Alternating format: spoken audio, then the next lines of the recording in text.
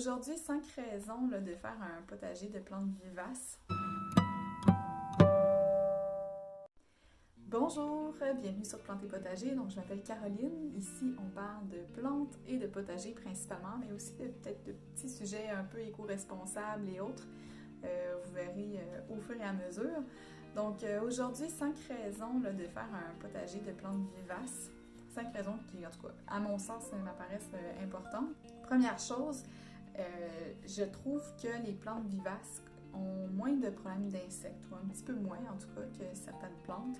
Je trouve que les plantes vont être plus adaptées au climat et que ça va me poser moins de problèmes. Par exemple, les topinambours que j'ai depuis 2 ans, honnêtement, ces plantes-là, aucun problème. Je pense qu'ils sont vraiment bien adaptés au climat, bien adaptés à leur environnement. Super.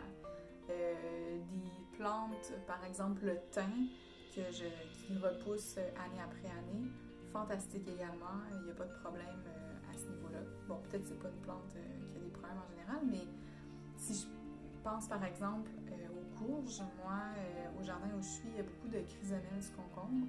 Malheureusement, j'ai pas de poules. J'aimerais vraiment ça, avoir des poules, pouvoir les lâcher et voilà, allez vous régaler, mais c'est pas possible où est-ce que je suis.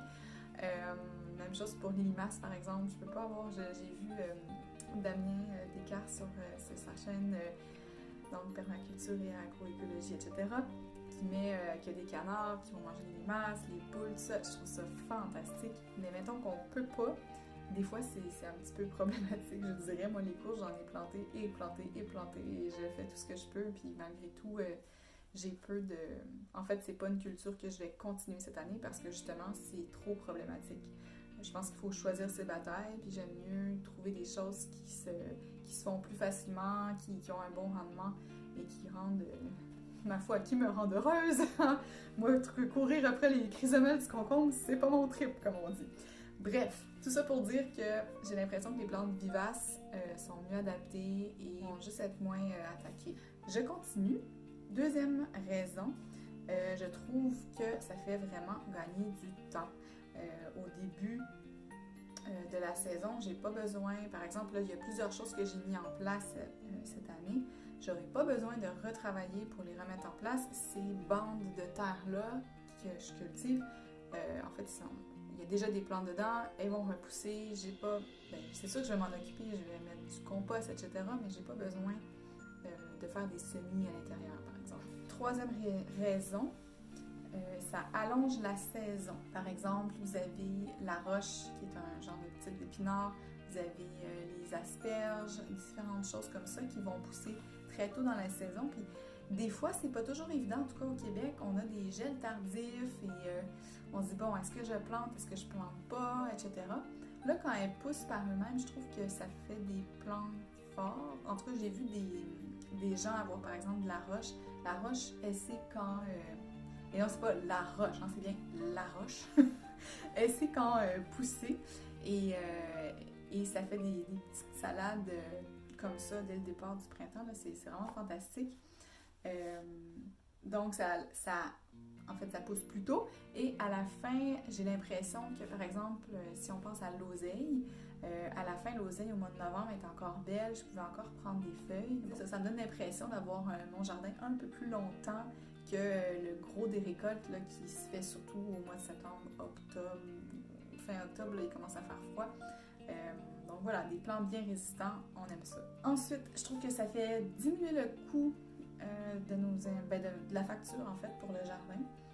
C'est sûr que le plus possible, moi j'essaie de réutiliser les semences, mais il y a des plantes des fois qui n'arrivent pas à produire des semences en été parce que la saison encore là est trop courte. Donc, comme la plante repousse par elle-même, j'ai pas besoin de refaire des semis, donc j'ai pas besoin de racheter des graines. Et dernière chose, c'est que c'est un peu la récolte, si ça se passe bien, est quasi exponentielle parce qu'au départ, le plant est tout petit et là, il grossit, il va se ramifier, il va se dédoubler, etc., etc. Et à la fin, on va avoir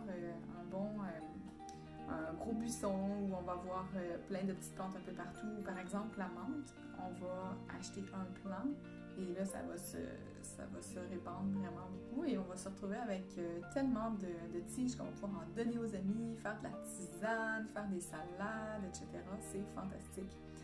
effectivement qu'on aime s'en avoir beaucoup. Là, si vous voulez juste un petit plant puis que ça reste comme ça, il faut le mettre dans un pot, puis encore là... Bon, j'avais dit 5 raisons, mais finalement ça va être 6. La dernière chose que j'ai trouvé vraiment intéressant en ayant l'intention de faire un potager avec des plantes perpétuelles, c'est que j'ai découvert toutes sortes de plantes que je ne connaissais pas au départ. Donc, je vous parlais par exemple de la roche au départ, qui est une plante un peu comme l'épinard, mais j'ai aussi découvert les oignons qui marchent, les walking onions qu'ils appellent.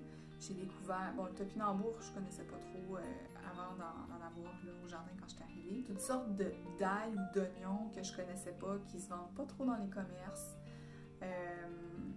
Bref, ça fait vraiment découvrir des plantes intéressantes qui ont des goûts un petit peu différents. L'hysope des rocailles aussi, c'est une fine herbe que je ne connaissais pas. Ouais, donc je trouve ça très intéressant. Ça donne l'opportunité de manger des choses un peu différentes de si on les achetait au supermarché. Voilà, donc c'est ma 6e raison. Si le potager perpétuel, ça vous parle, n'hésitez pas à mettre des commentaires, à partager peut-être des variétés de plantes que vous avez essayées, qui ont fonctionné, pas fonctionné, etc. Si ça vous intéresse, n'hésitez pas à vous abonner. Je vais faire d'autres vidéos sur le sujet, c'est sûr et certain. Là, c'est un peu comme des vidéos de... Moi, déjà, je me pratique. Là. Je suis pas très habituée de faire des vidéos sur YouTube. Et j'essaie de vous expliquer un petit peu tranquillement ma démarche, mais c'est vrai que c'est un peu complexe de tout raconter d'un coup et ça ferait une longue vidéo, pas vraiment... un peu tout mélangé ensemble. Déjà que je me trouve un peu mélangée. Donc voilà, n'hésitez pas à mettre des commentaires, tout ça. Merci d'avoir écouté jusqu'à la fin. Et voilà, si ça vous a aidé à développer votre pouce vert, n'hésitez pas à mettre un pouce bleu. Et ou si ça vous a intéressé, tout simplement. Donc passez une très belle semaine et on se revoit très vite. Bye bye!